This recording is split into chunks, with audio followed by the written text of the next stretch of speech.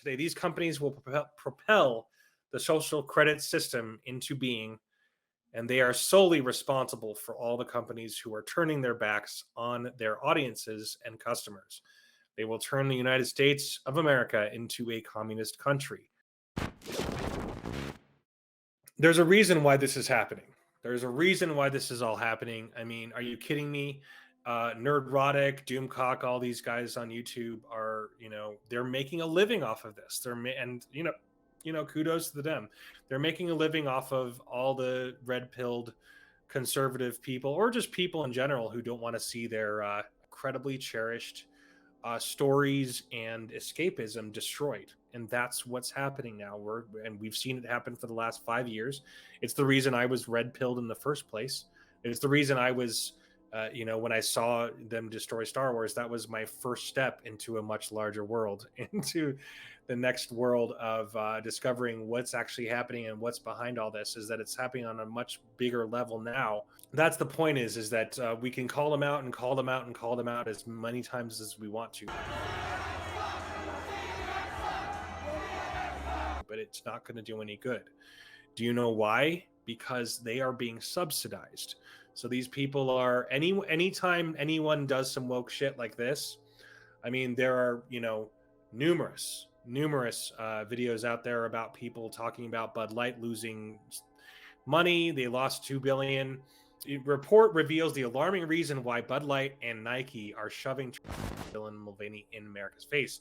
Why so many companies are doing this. Why Disney is imploding, right?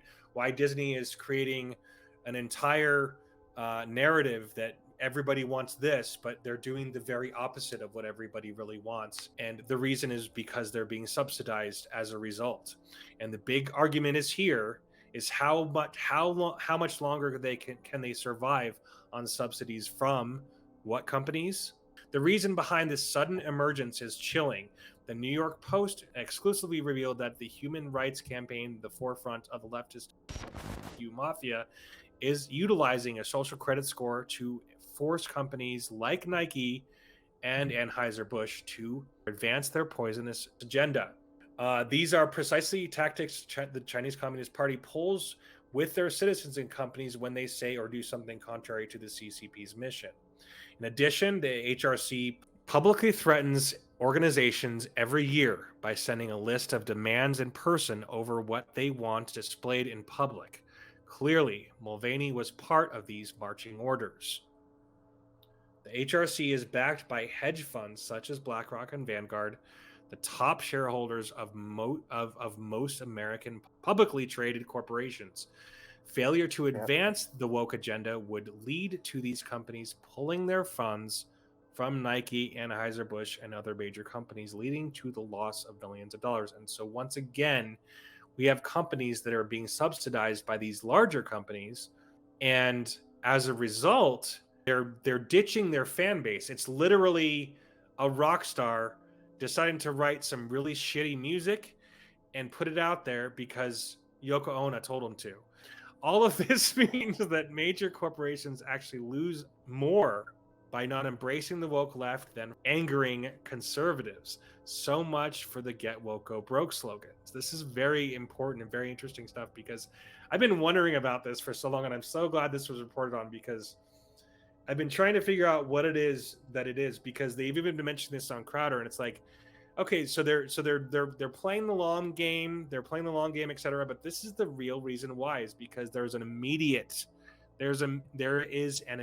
benefit. Executives at companies like Nike, Anheuser-Busch, and Kate Spade, whose brands endorsements have turned controversial influencer Dylan Mulvaney into today's woke it girl, aren't just virtue signaling. They're handing out lucrative deals to what were once considered fringe celebrities because they have to or risk failing an all-important social credit score that could make or break their businesses. So again, what used to make or break a business? The customer used to. Okay? And when you have too much government entanglements, what happens? You have nothing but corruption.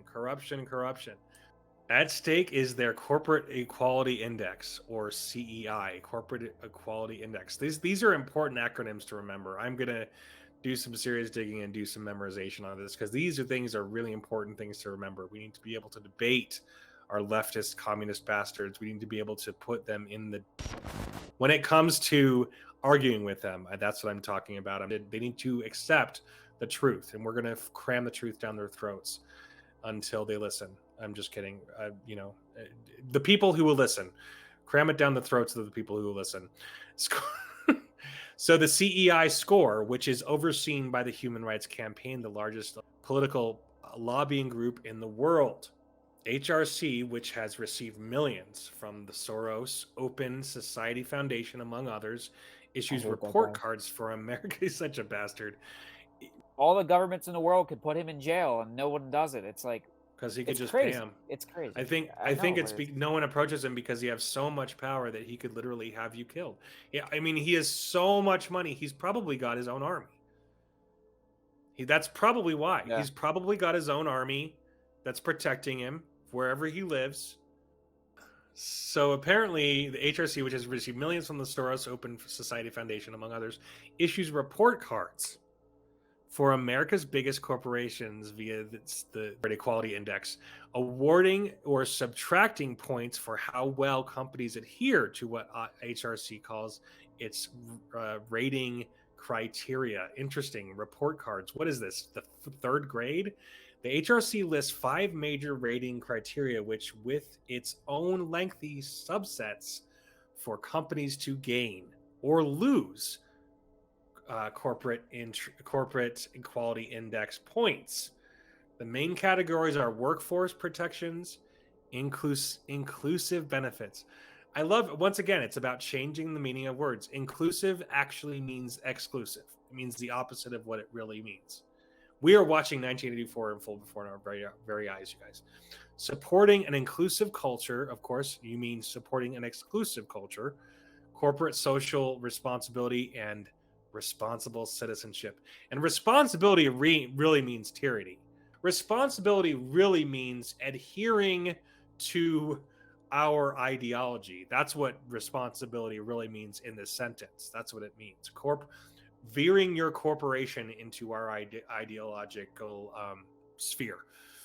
We hear it all the time. You have a responsibility as a human to give up all your rights to save the world from climate change. You have a responsibility as an American to get the control vaccine, save everybody around you. You have a They use the word responsibility anytime, like you said, they want you to adhere to their version or view of culture and their ideology. So this is crazy. Workforce protections, 5 points possible. Excuse me, for employment for sexual orientation or gender identity.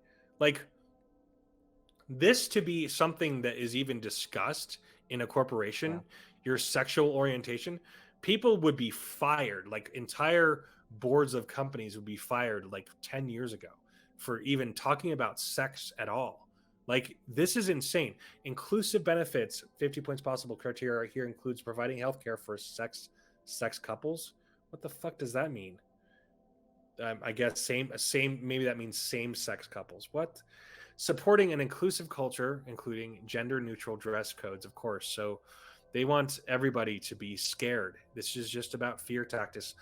Corporate social responsibility, marketing or advertising to